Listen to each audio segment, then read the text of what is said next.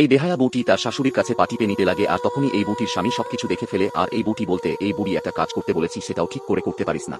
তখন এই বুড়ি মাটি বলতে লাগে, দিন রাত আমার সাথে এইভাবে অত্যাচার করিস, আমার চোখের সামনেই এই বেহায়া ছেলেটাকে নিয়ে এসে আমার সামনেই নোংরামি করিস, তোর কি লজ্জাও করে না? আসতে দে আমার ছেলেকে, তারপর টের পাবি পুলিশের মার কেমন।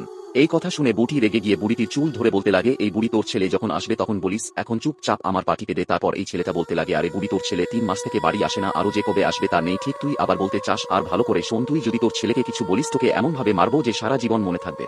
এই কথা বলতে না বলতেই বউটির স্বামী চালাকি করে ফোন করে আর বলতে লাগে, আরে কোনো সমস্যা নেই তো। তখন এই বুটি বলতে লাগে, আরে কোনো সমস্যা নেই, শুধু কিছু টাকার দরকার, মায়ের ওষুধ শেষ হয়ে গেছে। এই কথা শুনে পুলিশটি বলতে লাগে, আচ্ছা আমি টাকা পাঠিয়ে দিব। তারপর ফোন কেটে বউটি বলতে লাগে, বলদ কোথা কার, টাকা চাইতেই টাকা দিতে রাজি হয়ে গেল। এই কথা বলে হাসতে লাগে, আর তখনই পুলিশটি চলে আসে আর তার বউ এবং এই ছেলেটার সাথে যা করলো সেটা দেখার আগে যদি কোনো মেয়ে মুজরা করতো তাহলে তো লাইক দিতেন। দেখি আজকে কে কে মায়ের জন্য একটা লাইক করে চ্যানেলটি সাবস্ক্রাইব করে যায়। তারপর এই পুলিশটি এদেরকে বাড়ি থেকে তাড়িয়ে দেয় আর তার মায়ের কাছে ক্ষমা চাইতে লাগে।